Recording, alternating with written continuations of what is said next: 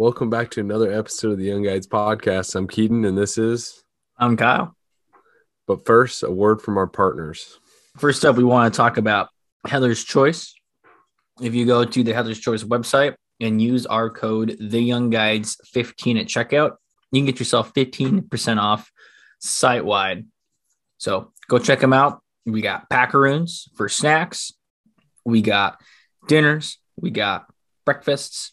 We got a bunch of new recipes coming out to you guys. So head on over to heatherschoice.com at checkout. Use our code, TheYoungGuides15, and get you guys something for your next outdoor adventure. Awesome.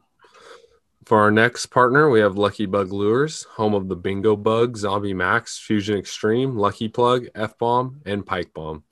They take conventional lures and change them up a little bit, and it helps your fishing and your luck on the water.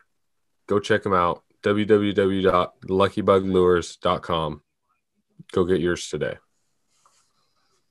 All right. Up next, we have Northern Knits. Emily up here in Anchorage knits wool hats and distributes them through her social media platforms. You can find her on Facebook or on Instagram. Her Instagram account is northern._.knits. And you can see some of the hats that she has in stock and order from there, or you can kind of get an idea of what you want, message her, and you can set something up to have a specific pattern or color scheme that you want in your hat. Keaton and I both have one. Well, I actually have several. Keep you very warm. They're very fashionable. They look great. They feel great. You'll look awesome if you wear one. So check her out, Northern Knits. Next up, we have a friend, Matt, at Alaska Rod Co. He just released a new lineup of rods for the 2022 season. They have a lineup of 8 freshwater spinning rods with actions and power for anglers chasing big, aggressive fish. With lengths ranging from 6 foot to 9 foot, there are plenty of options for various applications and style. In a world full of mass-produced rods, Alaska Rod Co. makes sure that rods and services provide what other brands cannot. Rods built and tested in Alaska. Matt also is coming out with a new line of fly rods. Alaska Rod Co. fly rods are built for harsh environments while maintaining the utmost level of craftsmanship. Right now, Alaska Rod Co. has 9-foot fly rods ranging from 5 weights to 8 weights. 10-foot single-hand rods, switch, and spey rods will be available late winter or spring. There's enough rod companies out there trying to build the next lightest and flashy rod. Alaska Rod Co. is here to build you a rod you can pass down generations. Fishing means many things to many different people. Alaska Rod Co. is honored to build you the ultimate tool that connects you to that meaning. If you want to learn a little bit more about Alaska Rod Company, go back and check our previous podcast. We asked him several questions about his rods, his warranties. He does a great job at explaining everything and covering everything about his company. Also, if you have questions, you can always DM him or DM us and we can get you going in the right direction. So, Alaska Rod Co. Finally, we want to say thank you for listening to another episode of the Young Guides podcast. If you can, head on over to Apple Podcasts, leave us a review and a rating. It helps us know that we're doing this for the right reasons, and you guys are giving us some great feedback already. You can also head over to Spotify. They now have a rating feature on the podcast there. So if you could let us know how we're doing, that would be great. It also helps helps us spread the word through you. But makes us pop up on the feeds wherever you listen to podcasts a lot more if you give us a great rating and a great review. You can also head to our website and contact us through that form if there's anything that you think we should know about, if you want to be on our show, or if there is something that we need to work on. You can also find us on Instagram, and same thing, give us some feedback, drop us a message, and we will get back to you. With Instagram, make sure to also check our story. We before we do our podcast on Thursdays, we always have an option for you guys to ask questions to the people coming on our podcast. And we post a lot of stuff that we like to get viewers and people following us involved. So if you want to head on over, give us a follow and start asking questions and join in on the fun on our Instagram page. Without further ado, here's the episode. Welcome back to another episode of the Young Guides podcast. I'm Keaton, and this is... I'm Kyle. On today's episode, we have a very special guest. We have on Cooper Calahan. Cooper and I go way back into high school. I think I was a junior. I think he was like a freshman. He hit me up on Instagram, like sent me a message. I'm like, who the hell is asking me for like my, like where I'm fishing, what I'm fishing with, like inviting himself to go fishing with me. I'm like, who is this kid? And he just kept at it. And I'm like, you know what? I'm gonna just bring this little shit along with me and see if he's up for it. But no, in all honesty, Cooper messaged me. Was like, yeah, let's go fishing. And I can't remember, what was the first place we went? Did we go like something? Oh, I'm gonna bleep that out. I can't say that, but yeah, I think the first place that we went was at the unnamed creek, and I remember you telling me it was going to be a bushwhack, and I think you kind of just wanted to see if I was actually wanted to fish or just steal spots. But you took me on a nice little nature walk full of whipped branches and hornets' nests and the whole deal, and we finally found the creek. The rest is kind of history. I think, I was just hounding you on Instagram. I couldn't even drive yet, I remember. And I think I eventually just annoyed you enough that you threw your hands up in the air and decided to take me out. So heck yeah. I think I remember picking you up and going up for the day, hitting all the like high mountain, like little blue lines, and fishing the rivers and fishing lakes. And then we started hunting together. That was his, Cooper shot a deer in 2017 that we got the whole thing on film. That was pretty sweet. And just been doing a lot of hunting and fishing. And that one day we called in that 5x5 bull. Do you remember that? Oh yeah. Yeah. That was pretty sweet. Of course, spike only, but awesome memory for sure. Yeah. So we got a lot of memories, and I was looking through my phone today. I'm like, man, we did this, you get night fishing. But yeah, Cooper and I got a lot of memories. Super cool dude. And since then, Cooper has started working in the outdoor industry. For the past 2 years, he has been a meat packer here in Alaska. And this year is coming back for his third year, and will be starting as an assistant guide. And we'll be continuing his kind of his career in the outdoor industry and seeing where that takes him, and possibly sounds like you'll get into it a little more, but possibly taking a step back from that, and what kind of constituted that decision. But with all that being said, Cooper, welcome to the podcast. Yeah, thanks guys. Thanks for having me. I've been listening since the beginning, I guess, and excited to be on.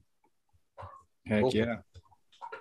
So let's kind of get this thing rolling. What made you passionate about the outdoors and hunting and fishing? Before you met Kyle, or was it after you met Kyle you kind of found a passion, your love for the outdoors? I think that it was before, definitely. I didn't grow up in a house that hunted, but I remember every year for my birthday, starting, when I was 3, 4, 5, we'd go camping and fishing. My dad works a lot in the summer, so I remember I'd be waiting at home with my fishing pole, and we'd haul ass to Dog Lake when he got off from work, and just throwing rooster tails and stuff like that. Clear Lake, Rimrock, all those. And I didn't really start getting into hunting until started hanging out with this other kid in elementary school, and he was talking about going duck hunting, and well, that sounds cool. And so had dad sign me up for hunter's ed, and then I was duck hunting and did a lot of bird hunting growing up, and the fly fishing thing seemed really cool. And that's when I started bugging the hell out of Kyle, and he kind of got me on the right path and set up with, the flies and what to look for in the water and just fly fishing basics. And fly fishing kind of got me into more remote places, I guess. Not just, fishing at campsites and things like that. And so that made me want to start hunting deer and elk and things like that. And then that transformed all the way into wanting to go to Alaska, because that's about as rugged as it gets in the US. And something just drew me to it. And so, yeah, I ended up there after high school for a couple of years and into college. Heck yeah. So when you had I remember back in high school and back just a couple of years ago, you're like, Kyle, what would you think about going to Alaska? Like, you would do all this research and you're like, Kyle, we can go do this and do this hunt for this amount of money. We can do this, this, and this. I'm like, yeah, that'd be sweet. That'd be sweet. I always kind of thought it was like a pipe dream. Like, oh yeah. Like, we can go do this. I would be super fun, but I don't know if I'll be able to ever be able to do it. But then you went and you just pulled the trigger and went to Alaska and worked with an outfitter as a meat packer. Tell us about what drew you there, how that whole process went down, what made you want to go do that. Yeah. When I was graduating high school, I knew I was going to college. But I also knew that if I didn't at least try to work in the outdoors in some fashion, that I was just going to kick myself for the rest of my life. And I sucked at fly fishing. I still suck. I can get it out there for the little creeks, but that's about it. I never really was in love with all the technical things, and Kyle's over here tying knots that I've never even heard of. And that was just over my head. So I thought, well, it's probably going to be hunting then. And so winding down senior year of high school, I literally emailed probably the first 4 pages of Google I just typed in like Alaska hunting outfitters or something like that, and emailed all of them and just said, hey, I have, this much hunting experience. This is kind of where I'm at in life. If you need any camp help or a packer or anything, please let me know. And I think I had half a dozen get back to me. And then I, was in contact with a few and ended up with the place that I'm at, which I really enjoy. He's a great boss up here, great pilot. And yeah, so I did that for 1 year, just all of August. There's obviously no moose season. So I was kind of just doing whatever, filling planes, painting the cabin, putting a new roof on, just things like that, helping clients out. And then in September, we would fly out to hunting camps, and I would actually it'd be the guide, the hunter, and myself typically. And then when we killed a moose, that's what I was there for. And they'd just start loading me up, and I'd be making trips from the kill to the meat pull at the airstrip. Did that, met some great guys doing that, really enjoyed it. But I will say the best way to ruin a good moose hunt is to kill a moose. That's when the work starts. Yeah. And then the second year I went back up, and I was lucky enough to pack a couple of sheep hunts as well. And those were longer hunts before we ended up killing an animal. So I got more hunting experience and kind of got to pick the guide's brains a little bit more, and figure out, well, why are we going up this side of the creek rather than that one? And just little nuances that you can only really know from talking to someone or hunting that area for a long time. Yeah. And so how Alaska works is after 2 years, you can get your assistant guide license, which means you can actually be the guide on the hunt. And so I'm all lined up to go back this year and do that. So I'm looking forward to it. Nice. So I had a question for you. You talk about you're with the guide and the client, and you're out as the packer, but what are you doing prior to actually like getting the animal, and then you guys start breaking it apart, and that's when your job starts? But what's your job look like before you actually harvest an animal? Stay out of the way and carry whatever the hunter doesn't want to, pretty much. Again, it's even though you're out at hunting camp, how my outfitter works is we have the main camp and then hunting camp is 30 miles away. So it's a bush or a super cub flight to hunting camp. But there's still, dishes that have to be done or water to get or whatever. So I would be doing that. Usually the first one up in the morning, getting water boiling for coffee and mountain house breakfast or whatever. And yeah, just pretty much trying to be quiet, do what the guide asks, look for animals as much as you can. And if you see something, let them know. Yeah. Is that like an awkward point when you see like an animal and like if you're the client and the guide are working and you just like walk up and you're like, hey, there's something right there. Does it ever get awkward for you? I mean, with moose, it's pretty easy to tell if it's a bull or a cow, right? So if it's just a cow, you might just be like, oh, hey, there's a cow over there. But if there's a bull, you give them a little tap on the shoulder and point, and you kind of just get that feeling, when something's a little more serious. So I wouldn't say it was ever awkward. It was more of just try not to step on anybody's toes, being the young guy out at camp and kind of the bottom rung of the ladder. But I never had to work with any dick guides or anything. I mean, everyone up there were great guys and, more than willing to help me learn as much as I wanted to. And so I think, again, I ended up in a good place up there because I've heard the horror stories of other outfits. And I haven't experienced much of that. So. Gotcha. So when you went up and you knew that you were already getting into, like you knew you were going to start as a packer, like, you're kind of start at the bottom, right? Yeah, definitely. What does that look like in the process of moving up from there? Like if somebody were to, again, apply like what you did, apply to a bunch of different outfitters, try to get on as a meat packer, knowing you're going to start at the bottom.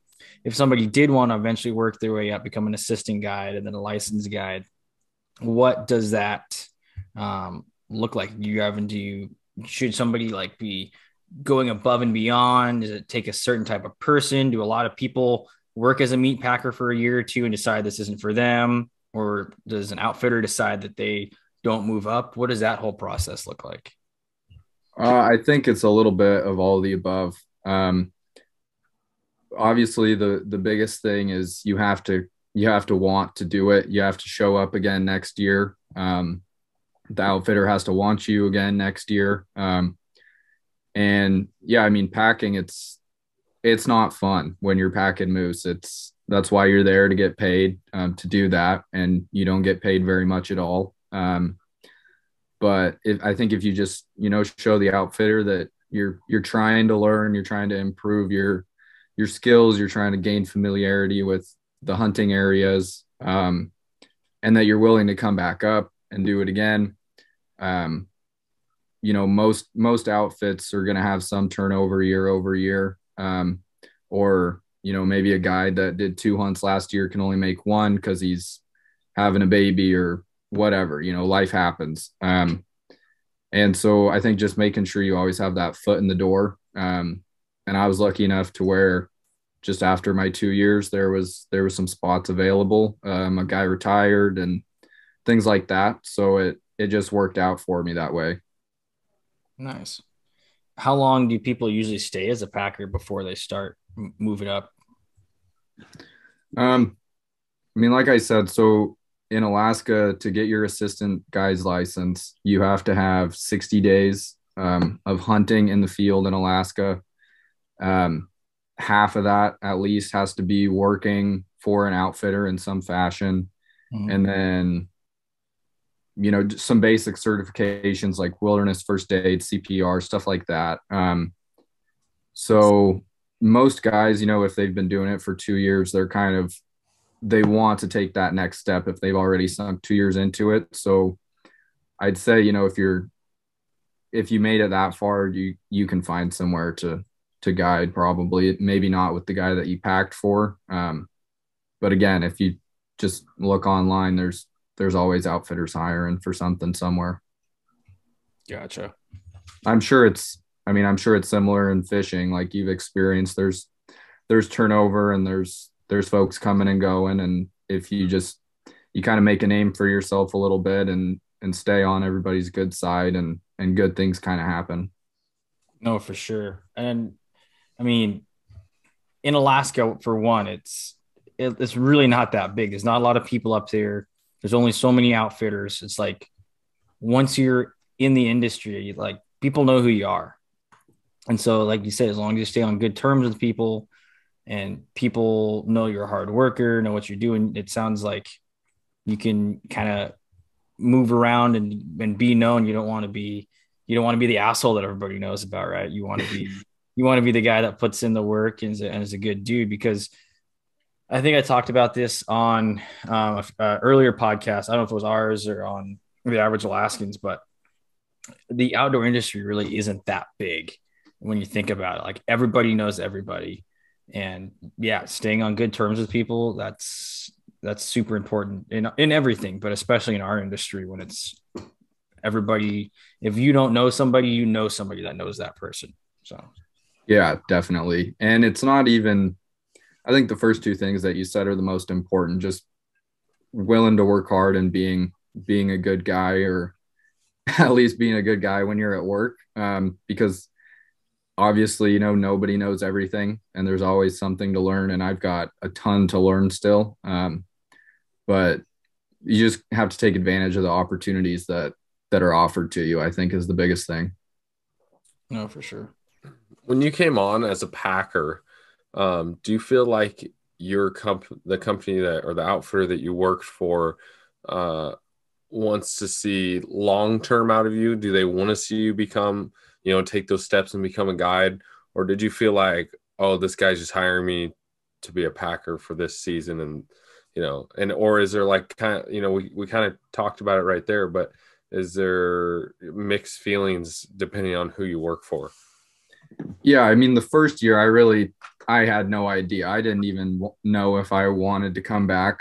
The second year, when I was first getting up there, I kind of was just trying to get some experience. And, after that first year, I enjoyed my time. I liked the guy that I worked for. I liked his guides. And when he was flying me out back to Anchorage, he kind of just said, "So are you going to come back next year?" And that was the first time we'd ever talked about it. And I kind of just, hell yeah, if you're going to have me, I'm going to come back. And so I can only speak to my experience. I don't know what other outfitters do and what they want, but the guy I work for, Mike, he likes to have his packers turn into guides, and it's just nice. Again, the familiarity thing about you kind of know what you're going to get if a guy's already worked for you for 2 years. You're not just hiring a guide from a guy that that he used to guide for. It's like Kyle was saying, it's a close-knit community, so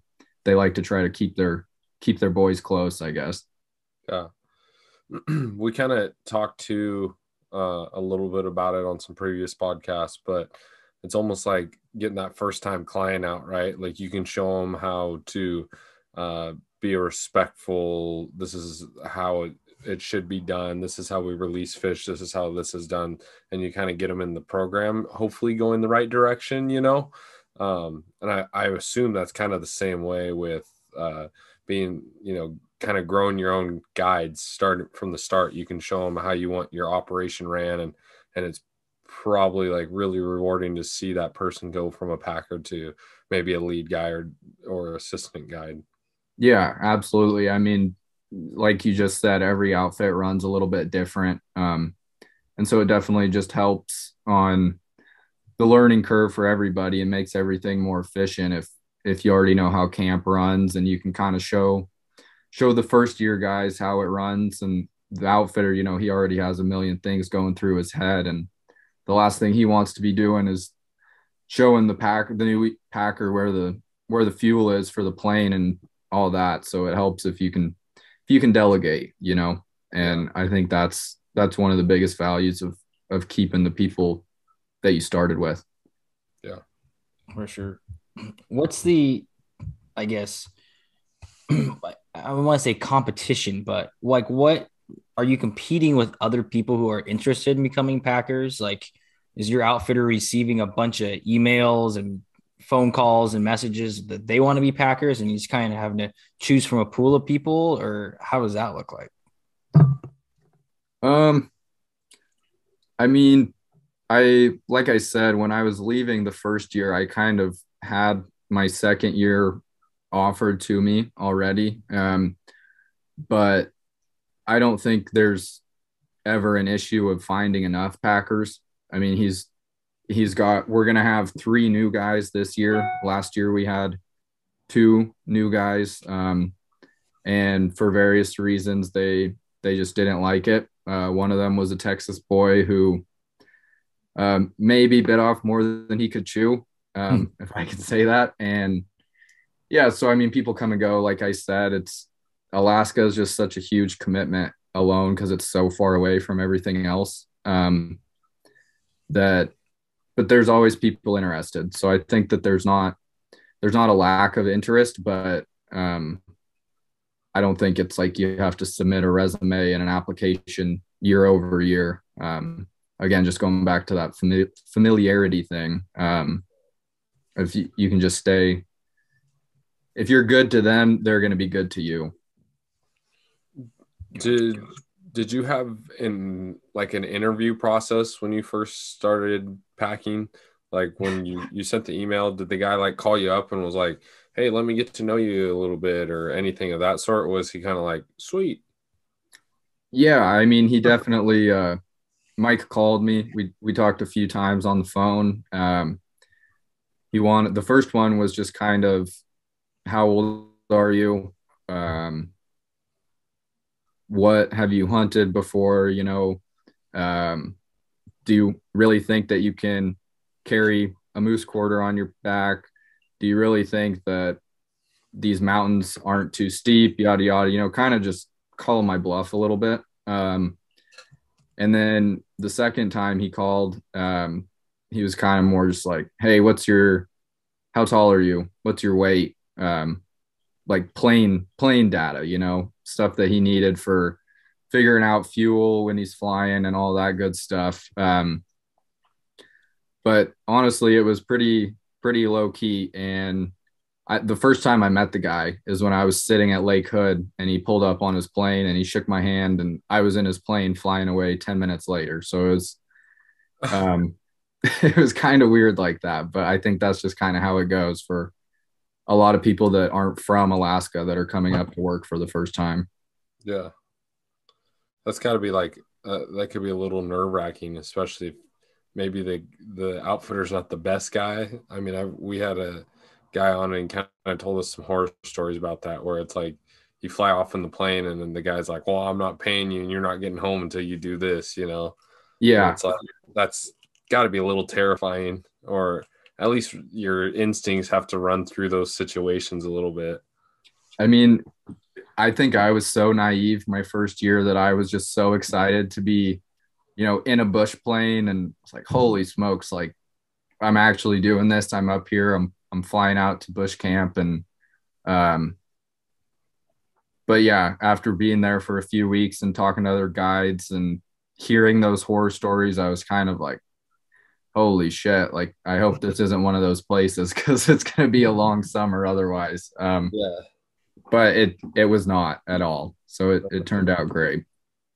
Yeah. And I don't mean to say that, like, in that everyone and everything you got to be nervous about, because there is great outfitters out there and there is still really good people that just are making a, hard way of living. So, yeah, but I mean, there was definitely a bit of nerves flying out into the middle of nowhere with the guy I just met and going to be out there for 6 weeks, 8 weeks or whatever. And he's your only way in or out. So, yeah. That goes against everything your mom says, Like, yeah, exactly. Well, she never told me to not get in a plane with strangers, but I guess car is pretty close. Yeah. And Wings. in Alaska, that's pretty much your car. Yeah. A to point B is a plane. So before we move on from your packing days, if somebody did want to come up and work for an outfitter, what's the best way they can get that job? And what can they expect? I mean, I know you kind of went through some things earlier, but what can they do to apply? Like how should they reach out and find people? And then what can they expect to be doing while they're in camp the first year or two? Yeah, I mean, I was pretty clueless. Like I said, I was just emailed as many outfitters as I could that seemed like they had a website that was not 40 years old. But again, that's sometimes a 40-year-old website is not a bad thing. I mean, a lot of these guys have been doing it for a long time and they have so much repeat clientele that they don't really care about a website. But yeah, I mean, I think that if you get a job, just try to make the best of it, no matter what it is. Do everything that you're asked to do, and then some. If you don't know how to do something that seems like it's even slightly important, ask, because it's better to waste 5 minutes and have it explained to you than fuck it up royally and then it's a problem for the rest of the season. Yeah, I just think showing that you're willing to learn and that you want to learn, and that you're willing to work, and if it's a good outfit and you like it, the cards hopefully fall your way. Yeah. So moving forward, we kind of talked about your Packer days. Now you're moving into an assistant guide. What is that going to look like for you? Is there more responsibilities prior to the season? Is there, other things that you got to worry about before you go into this next season? Can you kind of tell us a little bit about that? Yeah. So as an assistant guide, I will be the one guiding the hunts. Legally, I cannot contract the hunts. So the outfitter is still selling the hunts, and doing all the paperwork with the clients and everything. I'm still his employee. But I mean, last year for the sheep hunt, I was out there 4 days before the hunter and the guide, scouting and setting up tents and that sort of deal. And I think that I'll probably end up doing that again this year, which some guys don't like that, but I really enjoy it. Just kind of knowing you're the only person in a whole river valley and just picking it apart, and you're on your own timeline. But yeah, so this year it's probably just going to be myself and the hunter, no packer, just because those are usually kind of reserved for older guides, or maybe if there's a client that's really out of shape or something and needs some extra help. But as far as I know, I'm not going to have any packers. But yeah, I think just being the only one out there, that's just an added level of responsibility alone. Alaska is very stringent with, you got to be able to count rings for sheep or determine that it's full curl. With moose, in the area that I hunt, it's going to be, they have to be at least 50 inches wide or have 4 brow tines. Obviously brow tines are a lot easier to count than rings on a sheep. But just really making sure you can do all that, because the worst thing you want to do is kill a sublegal animal. Then the hunter's pissed, the guide's pissed, you're pissed, everybody's in trouble. It's not a good deal. But yeah, I mean, just knowing that it's just you and the hunter and nothing else for 30 miles is a lot of responsibility. Yeah. That's crazy.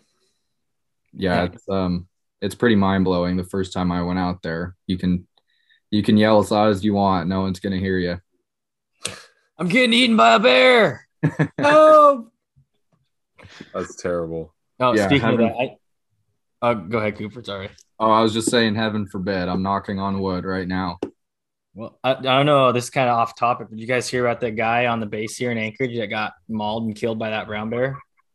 No, was that recent? It was like last week. There's a guy doing a training exercise on the base here in a town, got mauled by a sow. He was killed and his partner was mauled too. Wow. So Yeah. Bears are obviously always like, if not in the front, in the back of your mind when you're out there, at least for me. Kyle, even when I was younger, whenever we were walking out from hunting in the dark, I'm looking over my shoulder because there's going to be a cougar coming behind us, right? So I've always been kind of extra bear aware, I guess you could say. But this last year, I saw a ton of them, a lot more than the first year, and actually had a little bluff charge situation. And so I don't know if I don't want to say I'm scared of them, but I kind of, after being out and seeing them and living with them for a little bit, you kind of just accept that they're there and there's nothing you can do about it. And you just try to be as safe as you can and take all the precautions. And that's the best that you can do. It's a healthy acknowledgement to know that they're there and respect them, Yeah, absolutely. So Dang. crazy. Yeah, no, it's always good to have that healthy fear. I mean, it's like you don't want to be like walking down the trail and then just get blindsided. But it is good to have that in the back of your mind. It's good to have that healthy fear. Like when I think the last time I ever crossed a sketchy log jam was with you on that unnamed river. I remember you were crossing that log and you stopped halfway because you had to step over a branch. And you're like, Kyle, I don't know if I could do this. It was like, dude, you're halfway there. You can't turn around. You got to keep going. And it was at that moment I was like, probably shouldn't be walking on these things. And ever since then, I've kind of had like a healthy fear of log jams. Or like some of the photos that I took of you catching cutthroat out of these log jams. It's like, dude, if Cooper slipped in there right now, we're fucked because we're no way either one of us are getting out of there if somebody were to fall in. And it's like, you got to have that experience though too to know that what you're doing. I mean, you got to be careful. Things can happen quick. Yeah. Log jams are. I remember that moment when I was frozen vividly. So thank you for bringing that back up. But, yeah, I think you have to be lucky enough to have some shitty experiences like that and make it out the other side to know that was not a good situation and to kind of do your best to avoid them in the future. No, for sure. You get, like you spend so many days on the water, eventually you feel like you're like, oh, I'm so good at doing what I'm doing and I can do anything. And then there's that like one rock or something that trips you up and you fall in and you're swimming and you're like, oh God, oh God, oh God. And then you're like, actually, I should be paying more attention. You know? Like the first day of the season when I hop in and I'm walking around a river, I'm like an old man. And then like give it a couple weeks, I'll be like running through there. And then, something happens and it's just, I think it's Mother Nature's reminder to just be more coherent of what you're doing. Yeah. I mean, obviously every day out is different, but they can kind of all fall into the next one. And it's hard to just actively keep your guard up, for a whole season, whether you're rowing a boat or hiking through bear country or whatever it is. I mean, there's always something out there that you got to be paying attention to, and it's hard to do it day in and day out. Yeah. You got to get the job done too. You can't be sitting there watching for bears the whole time and you're trying to get a client on a goat or something up there. So yeah, exactly. It's a fine balance for sure. Tell us about that bluff charge. We want to hear the story and kind of how all that went down. Yeah, so I was a few miles upriver from the airstrip setting up a just in case tent if we decided we were gonna go hike up valley to look for some sheep. And so it's like 10 o'clock, still light out, and I'm eating some dinner and just glassing across the river. And there's this bear that's been there for the last 2 days, kind of just staying in the same spot, munching on blueberries and digging squirrels, doing his thing. And I was like, oh, that's cool. I'm just going to watch him. And so I'm watching him and I go to bed. And the next morning I wake up and I have to go back down to the airstrip because the hunter and the client are coming in.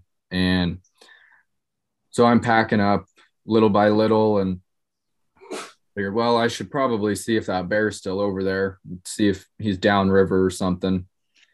And so I look up and he's still right there, but he's nose to the ground and he's trotting around. I'm like, oh, that's weird. I wonder why he's doing that. And so I pan down in my binos and like 100 yards below him, there's a big old mama with two blonde cubs that are, I don't know if they were year olds or 2 years old, but they're bigger than me. And I was like, holy shit, this is awesome. Like, so I'm getting my scope set up and I'm getting my phone put on it to take some video. And so I have that going while I'm still tearing down my tent and I'm watching the bears every, couple minutes looking up and like, man, she's kind of just working her way down that creek right into the main river. Like then that creek feeds in right across from where I'm at.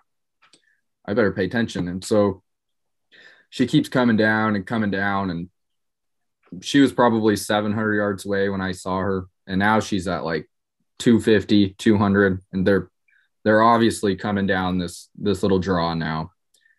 I think, well, okay, when she gets to like 150 yards, I'm going to yell at her, let her know I'm here. Cause I didn't think none of them had given me any indication that they knew I was there.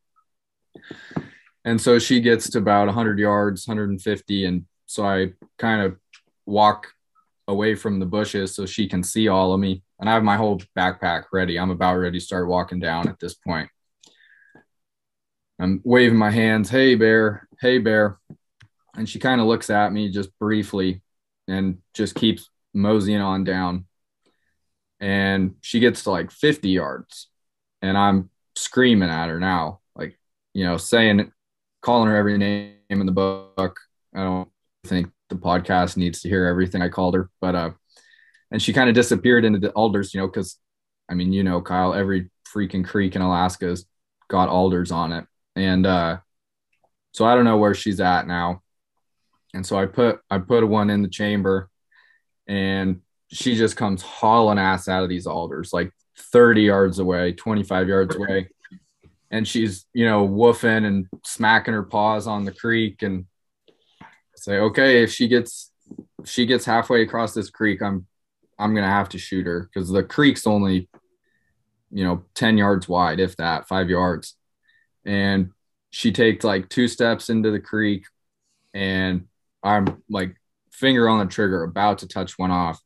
And then just immediately 180s and takes her cubs upriver like 30 yards and just looks at me.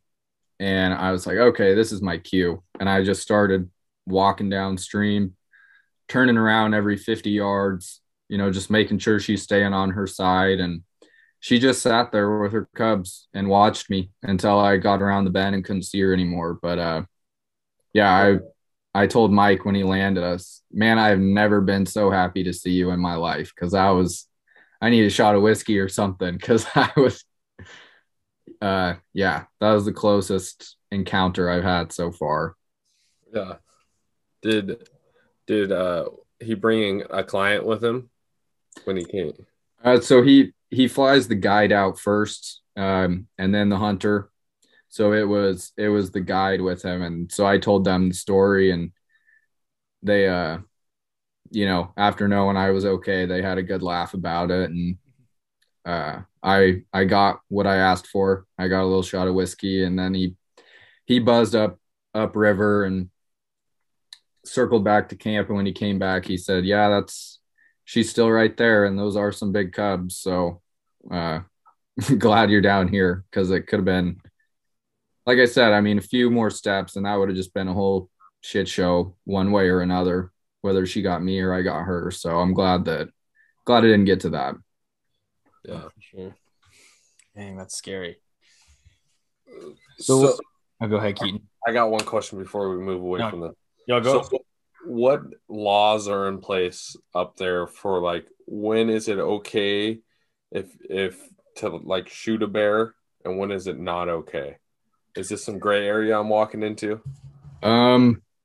Absolutely not. They take that stuff very, very seriously up there. So as far as my understanding goes, the only time that a guide or anyone that doesn't have a bear tag that and it's not bear season or whatever can kill a bear is it's called DLP, defense of life or property.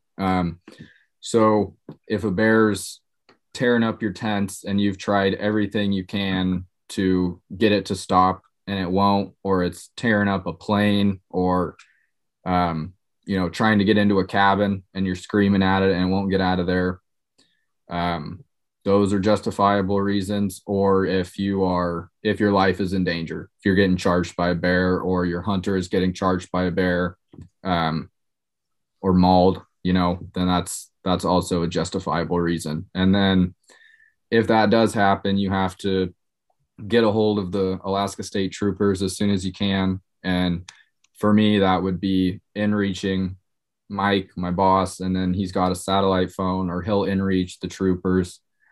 And then they fly out and do an investigation and interview you and make sure that it actually was. And then, they kind of just take it from there. Yeah. Sounds like a lot of paperwork. Yeah, no doubt. And it's funny, actually, that very next day, the troopers did fly in, just check into, make sure everybody's got all the necessary licenses and checking sheep camps, making sure guys were killing legal sheep if they had killed a sheep. And I don't know why, but they said that last year there was more DLPs than like the last 5 combined in that unit that I'm hunting in. Most of them were black bears, but a few of them were grizzly bears. So that didn't help. That didn't help my nerves at all either. But got through the rest of the season with no instances as close as that one. So that was good. Yeah. I mean, at least like you have that there's like to protect yourself, right?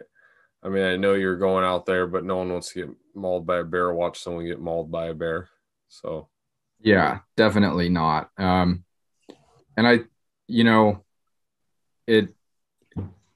it's rare, but it does happen. And again, it's kind of that healthy fear and always having that in the back of your mind. You try to, if you see a bear, you give them a wide berth, all those things, avoid sows with cubs, obviously. You let your hunter know first day they get there, kind of what bear protocol is and what to do if you see one. And obviously don't turn your back and run away and all that good stuff. Cause you never know what the guy next to you's background is, with dealing with that kind of stuff. So you want to make sure everybody's on the same page. Yeah. Crazy. Guys or gals, I guess I should say. There was a couple that came up and hunted last year and they were fantastic. Probably the coolest hunters that I've had the pleasure of hunting with up in Alaska so far. And they actually rebooked for the sheep grizzly combo hunt again in 23, I think 23 or 24. So hopefully I'll get to go back out and guide with them rather than just being their packer this time around. That'd be awesome. That's crazy that people are booking all the way out, like, few years. Yeah. I mean, the guy I work for doesn't run a big outfit. He's the only pilot. So it's just, there's only so many hours in the day to fly everybody around. But I think that if you're a good outfitter and you have your reputation, that most guys are booked up few years in advance.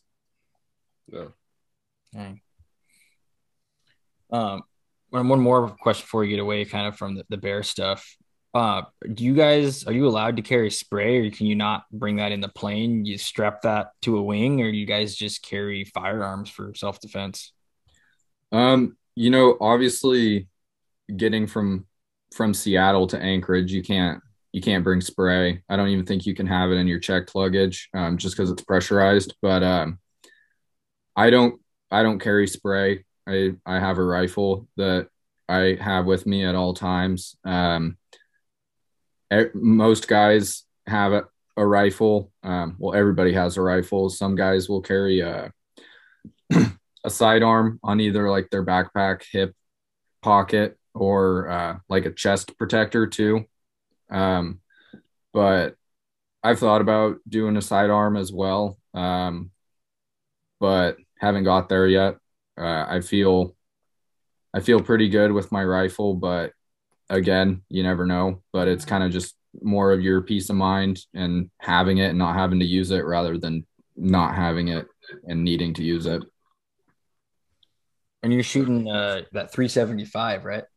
Yeah, yeah. I think that's pretty standard for where I'm at. Most guides and packers either have a 338 or the 375. I think on Kodiak and on the peninsula, some of those guys will carry like 416 rig B or something even bigger. 375 is popular too, but yeah, I mean your first responsibility with that is bears, and then following up a moose or something like that maybe, but that's way secondary. You're carrying it for protection. Yeah. Have you ever had to use your rifle at all for either a follow up or for a protection kind of thing? No, I as a packer, you're not actually legally allowed to do follow up shots. So I've never been in a situation where I had to do that anyway. I've been lucky that all the hunts I've been on, the hunters shoot straight. But my first year up there, actually, we have a break. How my outfitter runs it in between sheep season and moose season, where there's like 6 days where it's kind of just one or two guides and the packers that are at camp. And all we really do is just go look for moose sheds and drink beer. And he gives us a few chores to do. But he actually he bought me a black bear tag my first year as kind of like an early bonus. And during that break, one of the packers, one of the other guys and myself went out, and I was lucky enough to go shoot a black bear up there. So that was, again, even if I was only up there for 1 year, that's a memory I'll have forever. So that was pretty cool of him and the packer, who ironically his name is Hunter. And yeah, so that was a special memory for sure. That's awesome, man. So was this always kind of like your end goal, becoming a guide? Like, did you coming out of high school, you're wanting to go up and do that? Did you want to say, I want to work to become a guide? Or you're like, I'm just going to go do it, and then just not even thinking that far in advance? I mean, I think I knew that guiding, I always thought guiding would be awesome. But that first year, it was kind of just like a prove it to myself that A, I could do it, and two, that I wanted to do it.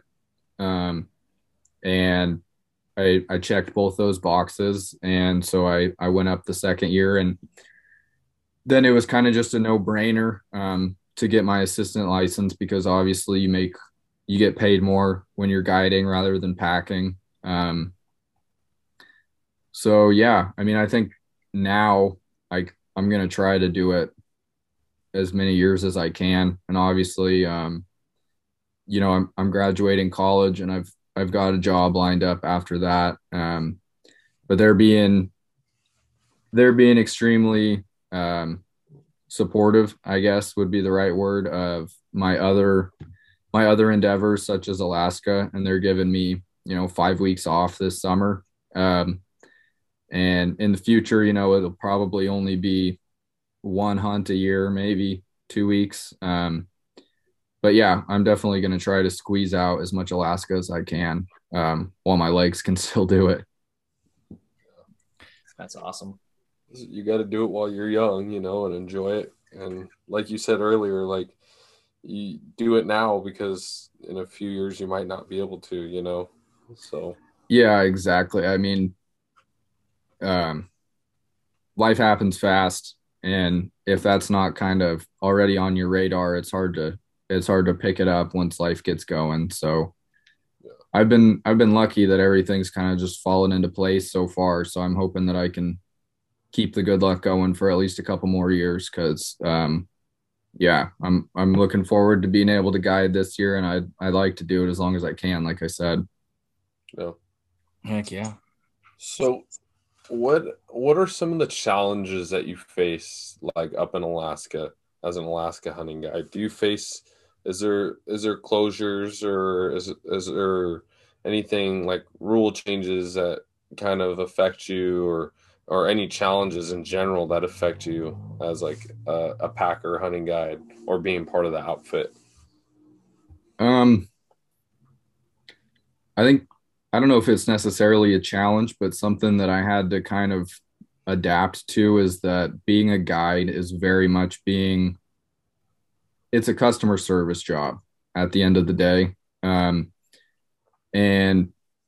obviously these hunts, they're not cheap to come up and do. And a lot of the hunters think that, oh, I'm up in Alaska, there's just 40-inch rams and 65-inch moose everywhere, and I'm going to be done on my second morning. And that's just not the case. I mean, it's the animal densities are not high at all, and it's tough country. You got to earn everything that you get, and just making sure that your hunters have a realistic expectation of what they're getting themselves into, which can be really hard to do over a mountain house dinner the night before the hunt starts. And luckily, I've kind of had 2 years to sit back and kind of see how those conversations go with guides that have had them multiple times. So I kind of have a blueprint, I guess, of kind of how you lay it out and what you want to say. And some people, they like that couple I was talking about. They did the sheep grizzly hunt, and first day they said, Brad, Cooper, we don't care if we don't get anything. We've been to Denali multiple times, but we just wanted a more wild Alaska experience. We just wanted to sleep out in the tents and hike around and actually see what Alaska is really like. And so you get folks like that are just awesome. And it's like after 2 hours of hiking with them, you're hunting with your friends the rest of the time. But then there's other guys that aren't as understanding, I guess. And another thing I don't think a lot of guys know is that in Alaska there is residents. You're gonna see resident hunters in a lot of places, especially in during sheep season. Like Kyle said, planes are kind of cars up there, so a lot of people have their own Super Cub or whatever float plane. And so sometimes, people get pissed when there's another plane flying around the day before season, and it's just, you can't do anything about it. You just have to roll with the punches. I've never been on a hunt where we, got pressured into or wedged into a corner by other hunters or anything like that. But they're definitely around, I've never seen them, but like I said, there's always a plane buzzing somewhere that you can hear. And that's just part of the deal. Yeah. Do you like one of the challenges? Do you feel like that some of your clients sometimes may not come up physically as prepared as what Alaska has to offer to them? I think that most outfitters now do a pretty good job of letting these people know what they're really getting into. Most guys on their website, they'll have a gear list, and then they'll also say, not pretty much none of this matters if you can't hike X amount of miles a day for the duration of your hunt. And most of those folks, they're booking out in advance. They have a year, maybe even two to prepare. But yeah, I mean, some of the guys, some of the hunters, you just get to an age where it's just hard. And we've had those too, but you kind of just do the best you can. You stop when they need to stop. And if a 2 hour hike turns into a 3.5, then that's just the way it goes. You get up a little bit earlier, or you head down the mountain a little bit earlier. Like I said, it's customer service. You're trying to just do the best you can with what you can work with. And again, this is going to be my first year just kind of doing that all by myself, but I've had some great mentors that I've seen work with a lot of different types of folks that I've been lucky enough to learn from. So I think I kind of have a good idea of how to approach different situations. Now I just need to be able to put those into action, Yeah, that's awesome. Well said. What about weather? What kind of challenges you guys face with weather up there or up here? I mean, it's wet. It rains a lot. Last year during sheep season, it was beautiful. We only got rained on a couple of times, but then as you kind of were talking about before the podcast, it went from winter to summer really quick. And I think it goes from summer to winter really quick too. I mean, from that late August to early September, it's like the leaves are changing colors and then they're gone within 2 weeks. And as you get later into the season, it gets colder. Obviously, we get snow sometimes. The biggest thing is wind. With flying, it can be a bluebird day, but if it's ripping, 65, 70, all you can do is sit in the tent and the pilot can't come and get you. You can't move. You can't go back to camp, even if your hunt's over. So I think it's a smart thing to kind of just plan on having a couple of days on both ends of your hunt just factored in for weather. These last 2 years, I don't even buy a coming home ticket until I'm back in Anchorage, just because I don't know when I'm going to get back in Anchorage. Because at end of September, it's like I said, the weather gets bad, so you kind of just have to play it by ear. But yeah, I mean, there's some tent time.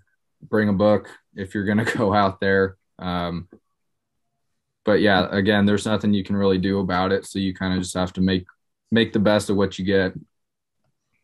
Gotcha. For sure.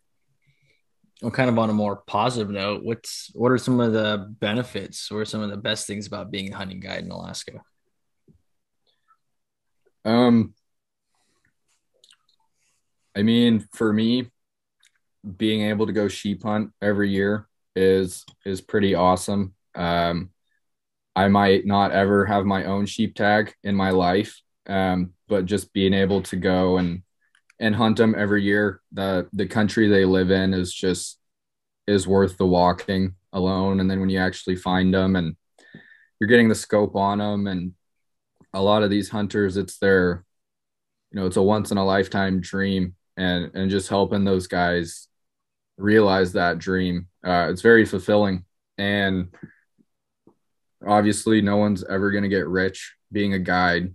So you kind of have to love it, to really enjoy it. And I think that I do. And just being able to, like I said, see the mountains, see the country without any roads in it, and see those animals it's just awesome. Every day up there is awesome. Another thing I guess I will say is the people. I mean, a lot of the hunters are, I'm still in contact with them. They'll call me out of the blue and we're texting. And once October, November rolls around, it's, hey, look at this buck I shot back at my farm in Illinois or wherever they're from. And, oh, that's awesome. And this spring I went turkey hunting and sent that picture around to some of the past hunters that I've hunted with. And uh, you make lifelong friends really quick when you're living together and sleeping in a tent and everything for 10 days. For sure. That's awesome. So,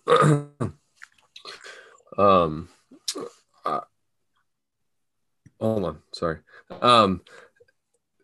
What do you and your outfitters do for like conservation of where you're hunting at, and or like what do you do for conservation? Maybe it's local, maybe it's Alaska. What are you doing for that? Yeah.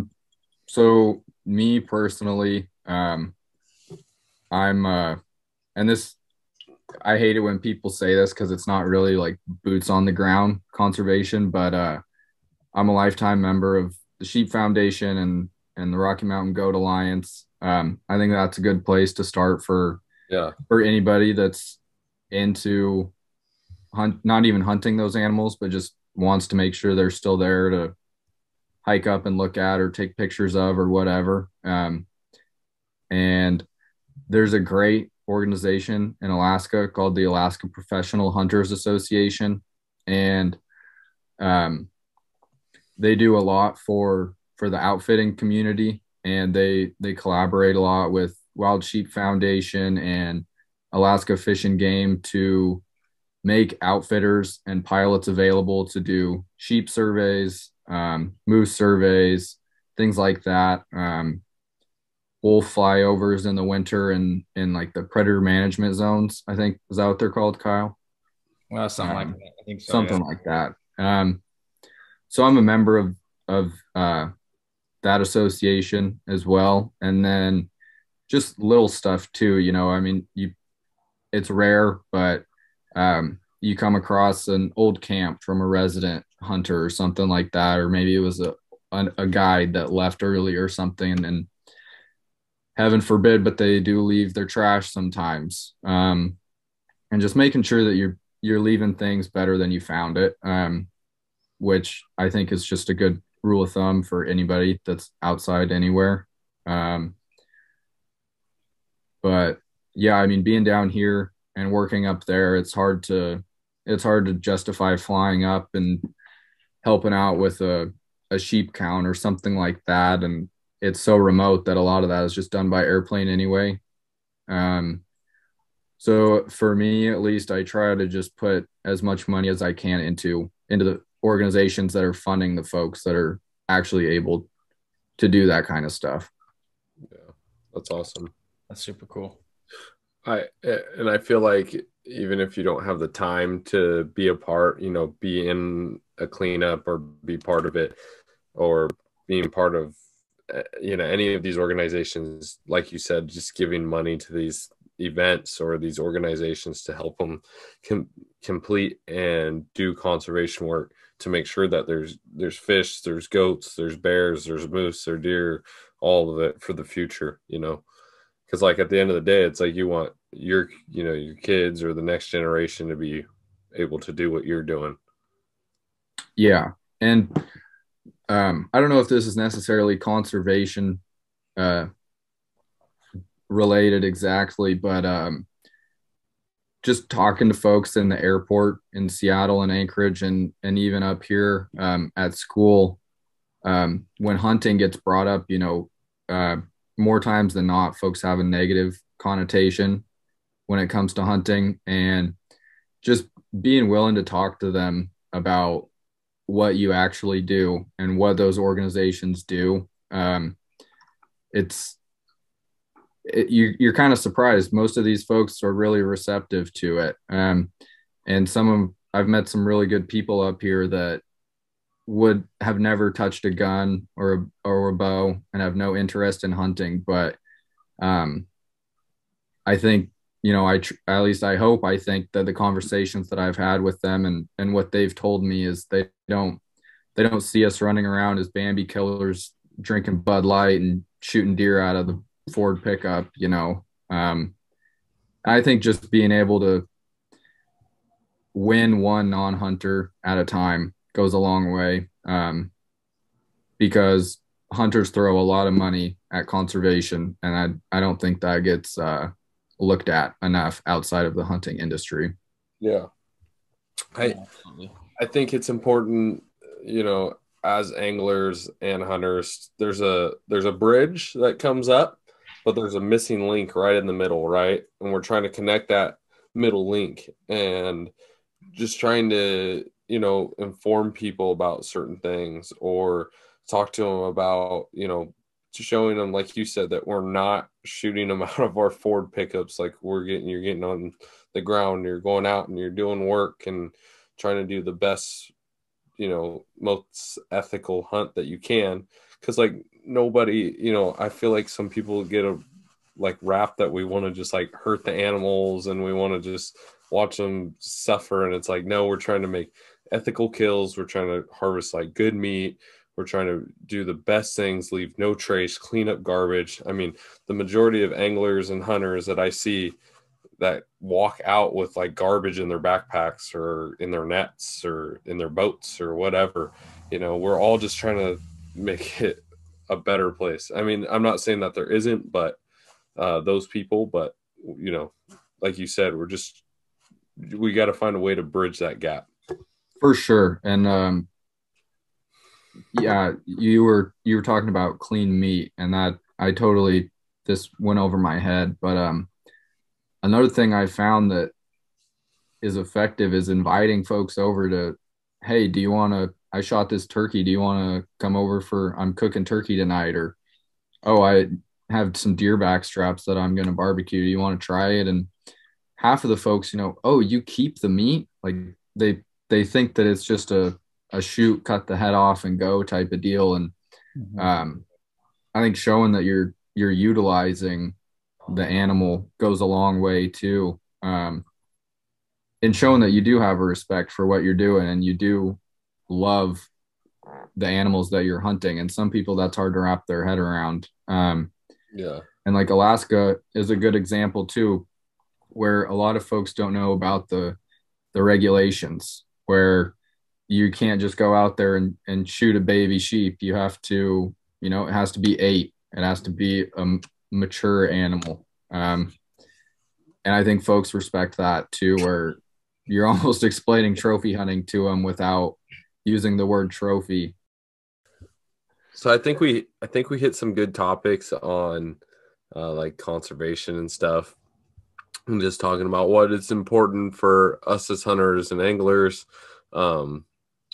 This upcoming year, if someone was looking to book a trip with your outfitter or specifically with you, how could they go about that, Cooper?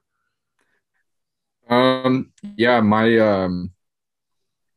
Instagram is just Cooper Calahan. That'd probably be the best way. Yeah, you can just get a hold of me and we can figure it out. Probably going to be a couple of years. But yeah, we can figure it out from there. I can shoot you in the right direction. If you want to do something sooner, I'm always open to talk about, moose hunting, black bear hunting, stuff you don't need a guide for. There's a lot of really affordable options. If you want to do a drop camp for moose or something like that. And I know the sheep in the Alaska range, at least, have been hurting the last couple of years, but where I'm at and talking to other outfitters in the area, it seems like the moose are kind of on the uptick. I know there's big moose getting killed everywhere in the state, so I'm always happy to chat about hunting in Alaska. Cool. Heck yeah. Is that, I know in fishing you can like request a guide, right? You can go out with somebody. Can you do that in hunting? Like, is it common for someone to be like, hey, I want to go out on a sheep hunt, but I want Cooper to be my guide? Is that common?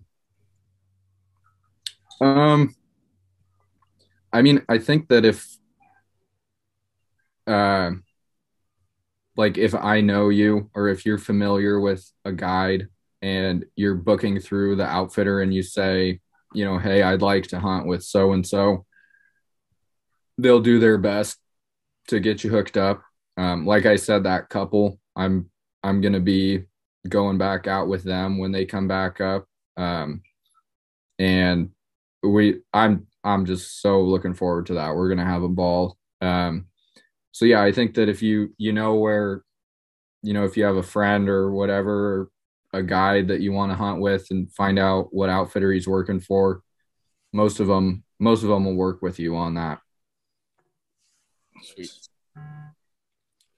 Well, Cooper, we covered a lot of topics today and kind of talking about how you got into the outdoors, how you were interested in working in the industry, going to Alaska, Packer, now an assistant, working to assistant guide position. You're going to do that this year, and kind of the ins and outs of how you got there, what you did. Is there anything else that you wanted to add that we haven't asked you yet?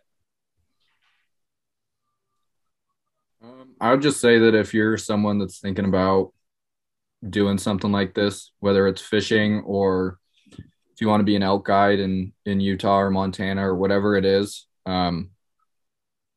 just try and do it. Don't wait. Don't tell yourself next year, because then next year you're going to tell yourself next year. And if it sucks and you hate it, then you know that you don't want to do it and you can just get on with your life. But if you don't at least try it, you're always going to wonder about it. So that's what I have to say about that. Gotcha. I had one more question because we didn't really ask it, but does your outfitter, can you guys do like any weapon, or do you only specifically rifle hunt? Like, have you ever had someone come up with a bow or anything of that sort? Yeah. I don't know of anybody bow hunting for sheep. I know that it wouldn't be a problem. It's just obviously the odds of success are much lower. Yeah. But yeah, the last 2 years we've had a guy kill a moose with a bow. Moose hunting, especially second season, that last 10 days of season when the rut's kicking in, it's a blast because they're obviously real receptive to calling most of the time. And the odds of getting a moose into archery range is a lot higher than maybe that first 10 days of September. So I'd say if you were trying to do a bow hunt with a moose or for a moose, I would try to do it as late into the season as you could. Yeah. Nice. But yeah, there's not, as far as I know in Alaska, there's not any like weapon specific tags. At least in my unit, there might be some areas like around town, like Fairbanks or Anchorage, where there's maybe like archery only moose season or something like that. But usually if you're going to go out with an outfitter, that's not something you have to worry about. Cool. Sweet. Well, we're kind of at the point in the podcast where we are transitioning into our rapid fire round. We ask you a few questions, fire off some good answers, and feel free to elaborate. You've got a lot of great stories, I know, from a lot of the photos and the videos you've sent me and talking to you. And just knowing you, I know you got a lot of cool things to share. So feel free to elaborate, go tell stories. But yeah, Keaton, you want to start us out on these? Yeah. Okay, here we go. Rapid fire round, and they're coming to you now. Favorite animal to hunt? My favorite animal that I've hunted with a tag in my pocket is mule deer. Just kind of growing up in Eastern Washington, it's hard to get a bull elk tag, and mule deer is kind of what I grew up chasing. It's kind of my dream to kill, I'm not a big numbers guy, but a nice, heavy, mature 4-point. So yeah, probably mule deer. There's just something about them. And for an animal that I haven't had a tag in my pocket, it would be sheep. I've been lucky enough to be on some doll hunts and got to go on a bighorn hunt this last year. And sheep are they're so damn cool. I don't know what it is about it, but just looking at them through the scope, and you can't even hardly believe it sometimes when you get close enough to actually pull the trigger on one. Sheep's probably my top animal. Nice. Well, I remember that one buck that you shot. It was an old warrior. Remember that one? Oh yeah, he was a toad all barely 3x2 of him. But hey, that was the first deer I had killed with no older mentor supervision or guidance. And yeah, I'm damn proud of that deer, and that was a lot of fun. I hope you think about that fondly because I sure do. Even though it was a little tiny thing. I do. I remember that one too. You're talking about a big, heavy set 4-point. I'm like, yeah, Cooper, you've already surpassed that with that old wart. No, I need like 5 or 6 more of those guys to make a 4-point. There you go. No, I remember that. I watched that video quite a bit. That's a good time. Yeah, absolutely. So what I kind of have an idea what this one's gonna be. What is your favorite fish to fish for and catch? Oh, easy. Cutthroat trout, hands down. That was kind of what led me further into the mountains after you had kind of got me on the fly fishing path, and I know that we've had some awesome days fishing for cutthroat. And yeah, there's just something about them. I think it's kind of like the mule deer, just kind of grew up doing it. They're always going to hold a special place in my heart. The coolest places I've ever fished have been fishing for cutthroat. So yeah, cutthroat trout, hands down. Heck yeah. So what is a dream destination to go hunting? And then what is a dream destination to go fishing at? I really obviously would like to hunt Alaska with the tag in my pocket. But besides that, I'd really like to go to like northern Alberta or Saskatchewan with my dad and try to shoot a big old whitetail. That's his favorite animal to go hunt. And yeah, I'd like to be able to take him out there one day and do that, because they just, I'm sure you guys have seen the pictures too on Instagram and the TV shows and everything, and they're huge bodies and antlers, and just kind of hunting in that real cold just seems like it would be a very memorable hunt. And for fishing, I really want to catch a GT on a fly. So probably Seychelles, just because could get my tan on, and you're way out there in the middle of nowhere catching huge, super aggressive fish. I don't really know what more you could ask for in a fly fishing trip than that. All right, Cooper, you can only guide for one animal in Alaska. What would it be? Doll sheep. That's yeah, like I said, sheep, there's just something about them, and that's kind of what drew me to Alaska in the first place. I mean, the moose are awesome.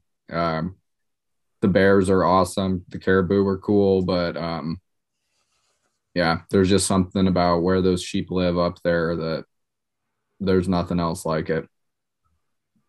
Heck yeah. What is your favorite meal? Like, we should change this from meal. We should change it to snack. Okay. Favorite snack and drink to have with you while you're hunting? I mean, honestly, when I'm hunting, all I'm really drinking is water, preferably right out of the stream, ice cold. And for a snack, I've a good old Snickers bar is tough to beat, but I've also grown quite partial to you can get the big pack at Costco of like the single serving peanuts. And I like just having a few bags of those in my pack too. And whenever we sit down for a little bit and you have a second to go through a whole bag, I usually chow one of those down pretty quick.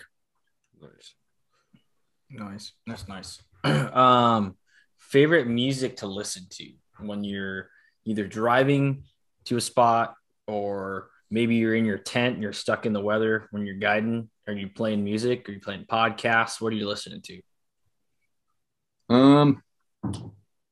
Usually, if I'm driving to a spot, I like to listen to like some older country music, like Marty Robbins, I really like, and then also some new guys that sound old. Like I really like Tyler Childers, Ryan Bigham, Cody Jinks, that type of music. When I'm stuck in my tent, I try to have a good book with me. And if I don't have a good book, I just have a playlist that I think is just titled like sleep or nap time or something like that. And it's just all sorts of genres of music that just soothing, help me unwind and hopefully go to sleep. Nice. Heck yeah. Every time I hear a Paul Cawthon song, I think of Cooper. Oh yeah. Every time I hear a Paul Cawthon song, Cooper. That new album that he just put out is one of the best country albums I've heard in a long time. I mean, that song has got, or that album has it all on it. It's a great one. For sure. For sure. I jam out to it every day. All right. Oh, sorry. This is your turn, Keaton. Kyle, step back, boy. All right. You're headed out the door to guide a hunt. Well, you're really not headed out the door. Let's rephrase this one. You're headed out to go guide a hunt. What is one thing that you can't leave without? That maybe most people wouldn't think about. I'm going to cheat and I'm going to say two things. The first one is my rifle, just because that kind of goes with me everywhere up there. And the second one, I didn't even know these things existed until I got up to Alaska, but it's Garmin InReach. It's just like a little satellite messenger, so I can be way out there and I can text everybody at home, or I can bug Kyle and tell him how awesome I am when he's not and stuff like that. But yeah, and it has like a SOS button on it if you ever have to use it. They're not that expensive for what they are, and I think that it's almost irresponsible to not have one if you're going to be out in the woods where there's not cell service. It's so small and so easy to use that you got to have it. And I'm not sponsored by Garmin. That's just a true testimonial. Well, this is the Young Guys podcast saying that Garmin should sponsor all three of us, because I have, how many Garmin products do I have? Like 5. So yeah, and they're not cheap. So yeah, a little discount would be nice. Yeah. You want to ask this one, Keaton, or should we take this one out? Skip. What? Skip. Skip it. All right. So I want to know, Cooper, do you have a good poop story? Every guide has a good poop story. Right. It's a good story, but it's a bad poop.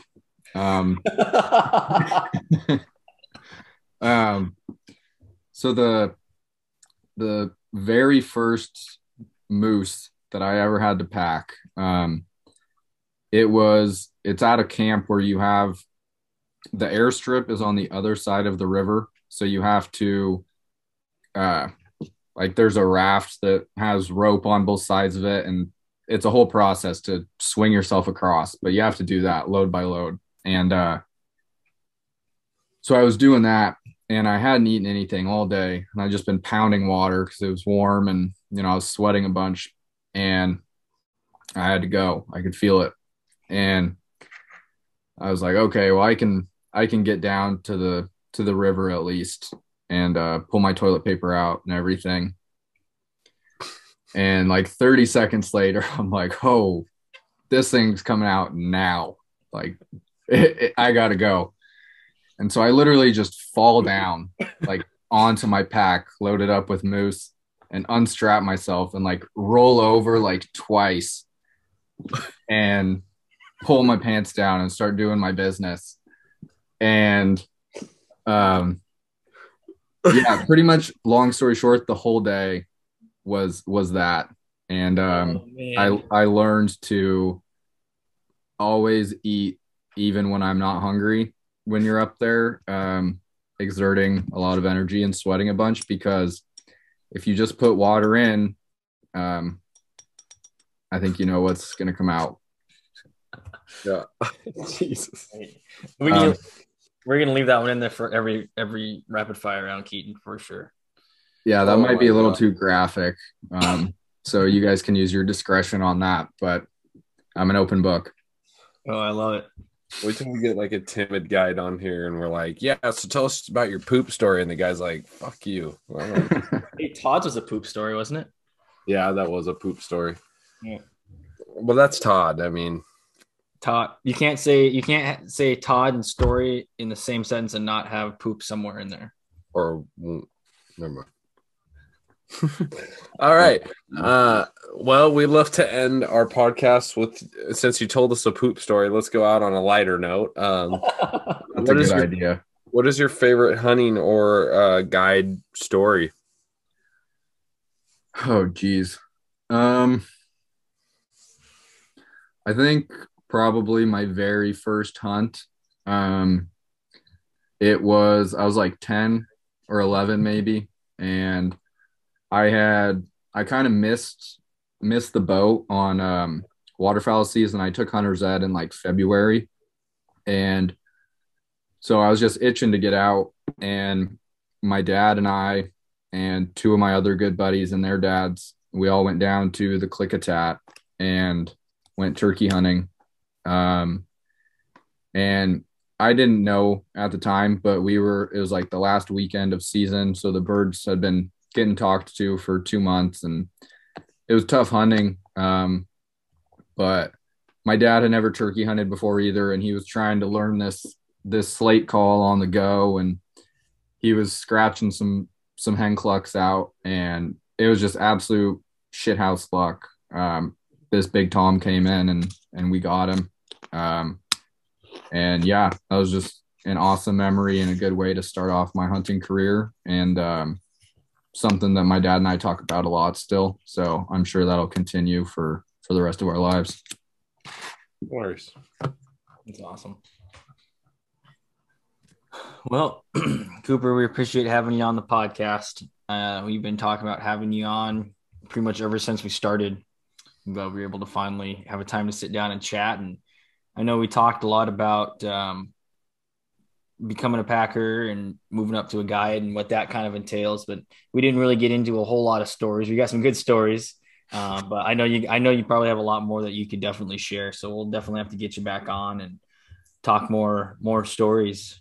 And we appreciate having you on. Appreciate having you as a super awesome friend. And stoked to see where you are in the industry, man. It's cool to see how you've grown from that pesky asshole asking me for my secret spots, what flies I'm using, to now you're getting paid to take people up mountains and shoot sheep. So that's super awesome, man. I'm super proud of you. Thanks, man. Yeah, it was, I'm glad I finally got on, and it was nice chatting with you guys. We'll have to figure something out for Alaska, because you're up there now. So we got to figure it out. Yep. You're going to move up here pretty soon, right? Talk to me in a year and a half. But that's going against what you said. You said you got to do stuff now. So that's true. But you know what? Moderation and everything. Cool. All right, yeah. Thanks for having me, guys. Appreciate it. Yeah, you're welcome. All right. Well, that was another episode of the Young Guides podcast. We just want to thank you for taking the time to listen. Check us out on Apple Podcasts. Leave us a review. Let us know how we're doing. Good, bads, in betweens. Let us know. We want to know how we can improve. We want to know what we're doing great. You can also now leave us a review on Spotify. Also, check out our YouTube channel, The Young Guides Podcast, or our website, The Young Guides Podcast. It's a little bit behind, but me and Kyle are getting some stuff updated and throwing it up on our website. Hopefully you'll be able to see some soon about a little bio about Cooper and what he's about, and maybe some ways you can link up with him if you were looking to do a trip with him. So we just want to tell you thank you for listening to our podcasts, every week. This will be episode 31. And I think when we started this, it's a it's a dream, and now we're kind of living in reality, and me and Kyle are looking forward to bringing you good content. So if you are looking to be on the Young Guides podcast, shoot us a message on Instagram. You can shoot us a message on Go Wild. You can shoot us a message on Facebook. I mean, we're available everywhere. So once again, thank you for listening to this episode. And Kyle, is there anything else you want to add? Nope, I don't think so. Check out our partners if you haven't. Heather's Choice. Always use the code the Young Guides 15, get 15% at checkout. Lucky Bug Lures, I believe that's also the Young Guides 15, right, Keaton? Yep. 15% off from them. Northern Knits. Emily still got hats. If you guys are wanting hats, I know it's summertime, but that's always there. And then Alaska Rod Co. I'm gonna go use my rod that I have from Matt, their Alaska Rod Co. I'm gonna use it this weekend or on Monday. I'm gonna go float the Willow, do my first trip of the year or my first float of the year. And then Shane just ordered my outfitter just ordered 4 6-weights from Matt to be throw into our guide lineup. So super stoked. Go check out our buddy Matt. He shares a lot of our content. Matt's a super awesome dude. Super stoked that we can be partnered with him. So yeah, that's all I have to say. Yeah, and just kind of backpack off that. Matt just added some new rods to his lineup. He's been added the last 3 or 4 months. He's added 4 or 5 new rods to his lineup. He has a great warranty. I mean, something breaks, it's him. So you message him, he's going to get you taken care of. Turnaround time's great. The quality of rod's great, and he's experimenting and building some stuff that is not on your normal fly rods and spay rods. So we're really excited to see where that's going for Matt.